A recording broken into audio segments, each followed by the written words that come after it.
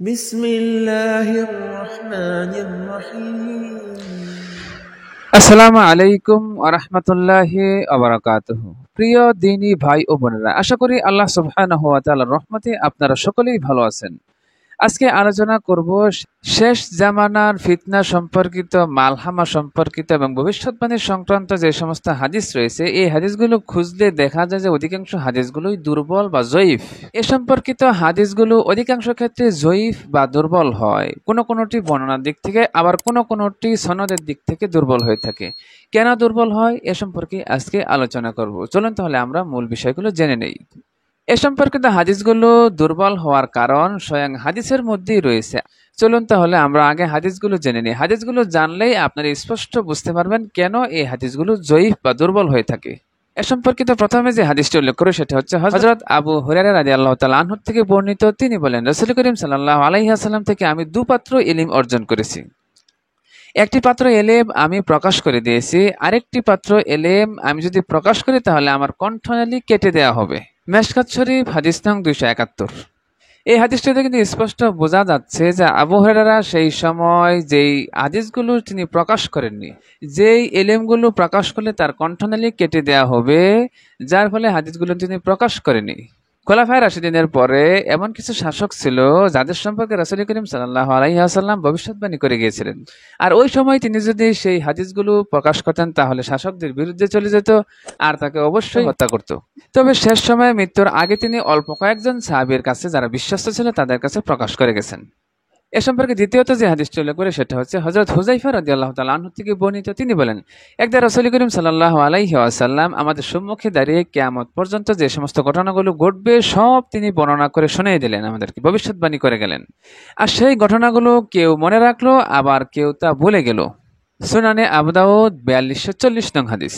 তারপরে যে হাদিসটি উল্লেখ করে সেটা হচ্ছে হযরত হুযায়ফা রাদিয়াল্লাহু তাআলা আনহু থেকে বর্ণিত। তিনি বলেন, আমি আল্লাহ সুবহানাহু ওয়া তাআলার কসম খেয়ে বলছি, রাসূল করিম সাল্লাল্লাহু আলাইহি ওয়াসাল্লাম কিয়ামত পর্যন্ত যে সমস্ত ঘটনাগুলো সংঘটিত হবে তার কোনোটাই বর্ণনা করতে বাদ রাখেননি, সবগুলি তিনি বর্ণনা করে গেছেন। আর সেই সমস্ত ঘটনাগুলোর নেতৃত্ব দানকারীর সংখ্যা হবে 300 বা তার কিছু বেশি। নবীজি প্রত্যেকটি ফিতনার আলোচনাকালে সেই ফিতনাকারীর নাম এবং তার পিতার নাম এবং গোত্রের নাম সহকারে উল্লেখ করেছেন। সুনানে আবু দাউদ।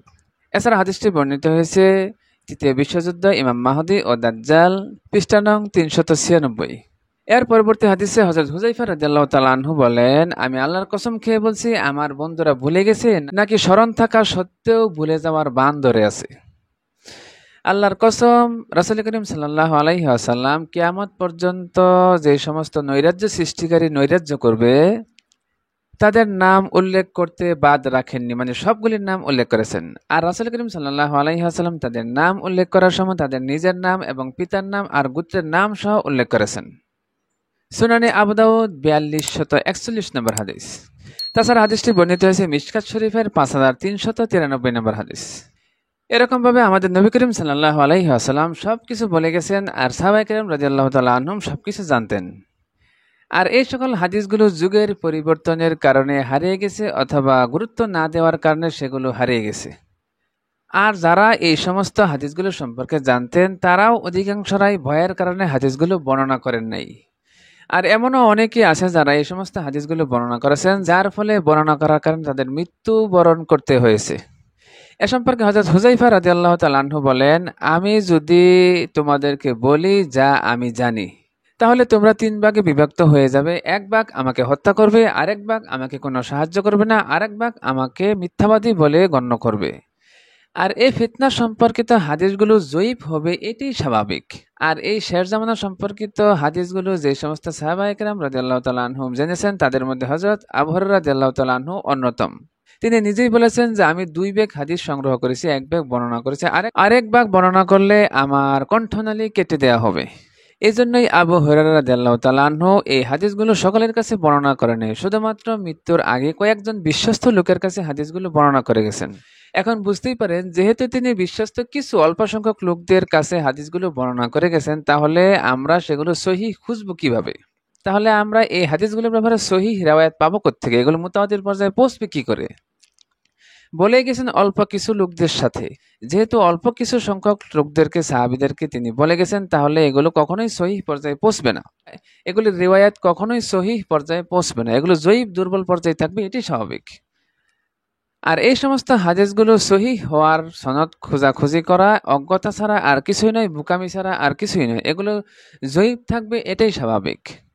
তাছাড়া এই হাদিসগুলো যারা বর্ণনা করেছেন তারা সবাই বিশ্বস্ত লোকদের কাছে গোপনে গোপনে বর্ণনা করেছেন। ওপেনলি এই হাদিসগুলো বর্ণনা করা হয় নাই, চর্চা করা হয় নাই।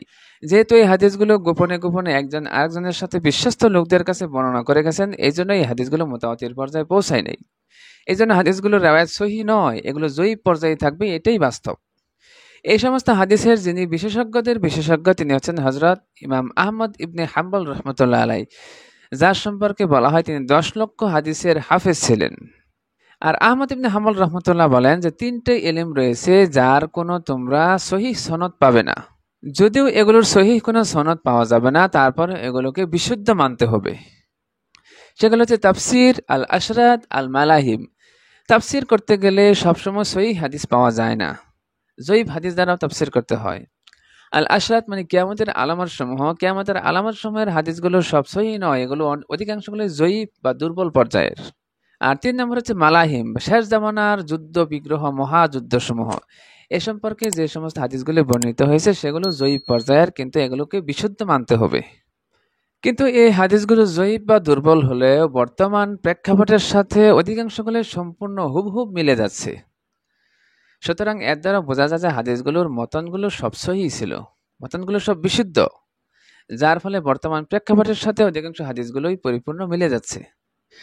তো বন্ধুরা, আজকে এই পর্যন্তই। ভিডিওটিতে অনুগ্রহ করে একটা লাইক দিবেন আর বন্ধুদের মধ্যে শেয়ার করতে অবশ্যই ভুলবেন না। আসসালামু আলাইকুম ওয়া রাহমাতুল্লাহি ওয়া বারাকাতুহু।